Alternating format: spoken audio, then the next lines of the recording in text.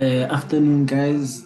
Right now, it's currently 2:15, and it's Friday, the first week of the month, which means it's NFP week. So, I quickly wanted to show you guys how my week went when it comes to trades and all of that analysis. I did analyze, but then some of these analysis I didn't show you guys. So, let me just quickly share my screen with you guys and show you how the analysis or my analysis went and some of the analysis I have right now. So this is GBP So with this GBP trade right now, I'm expecting buys. I might be wrong. This is an analysis that I did right now, because I had this touch, first touch, and I have this touch, second touch, and I had this touch, which is a false breakout touch, right? So these are my three touches, and we all know that that touch has the highest significance in the market, right? So also coming down here, I realized that what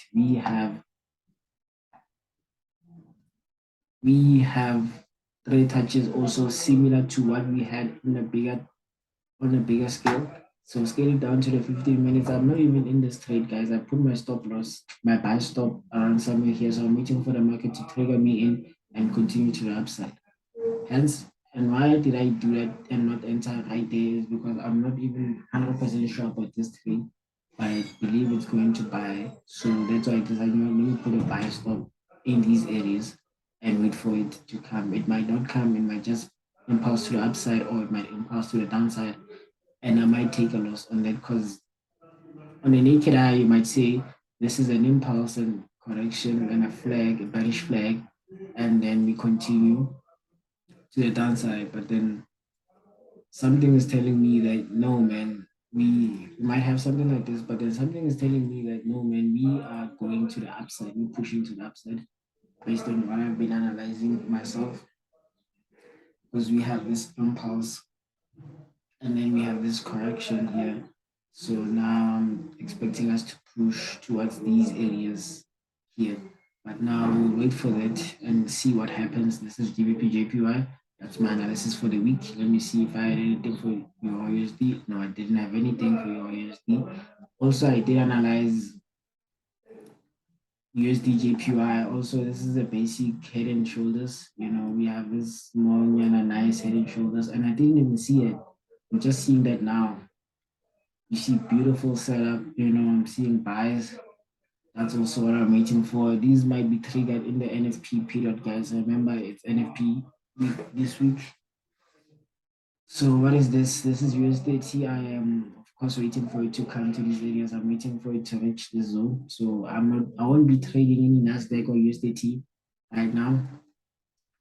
And right now for Nasdaq, I see this small setup, this short or small time frame setup. You can sell, these short sells, but then you need to be careful with this. It's Friday, it's NFP, double homicide, and then what is this? Oh, this is crypto. Let me see for gold, for thing. Well, with Bitcoin, guys, Bitcoin is one of the easiest things to trade. I cannot believe this is a setup I saw weekend, last week, Sunday. And also, this was one of the things, but then I didn't trade Bitcoin. And this was one of the other setups that I had not so long ago. And this is one of the setups that I had this week. And I am waiting for buys for another correction because I did set up and it left me, and I could have got it somewhere around these areas. But then I thought, nah, it's not going to because of this impulse that it had somewhere around these areas. This one, boom. But then also, I forgot one of the rules that I have, and these rules are called the near miss rule. Like when most of the time when the market doesn't touch whatever setup you've set, for example, this green line for me, I call it the near miss, and it is bound to come back. And as you guys can see, it did come back and got people on the wrong side of the market, and it impulsed to the upside again. So now what I can do is wait for the market to sorry about that, guys.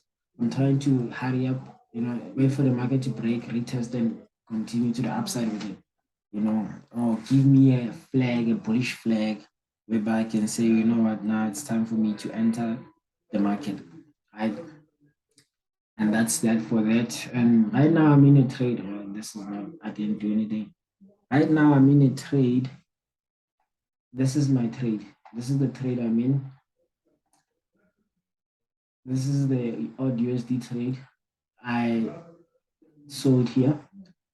And the reason behind that is earlier this week I did sell actually somewhere around these areas. And then what did I sell? I did take a loss here. Was it around here or something like that? I did take a loss because I was seeing this. Oh, this is not the one. No, this is not the one. I took the loss. This one I had a setup here, and then I woke up in the morning and it had left me. So now I see that we had a break, and now this is a retest and continuation to the downside. And this is our first TP, and most likely this will be our second TP, right? So this is the setup I also have for today, and I'm probably in profits because I was in losses and then it came back down again. So we'll see how that goes.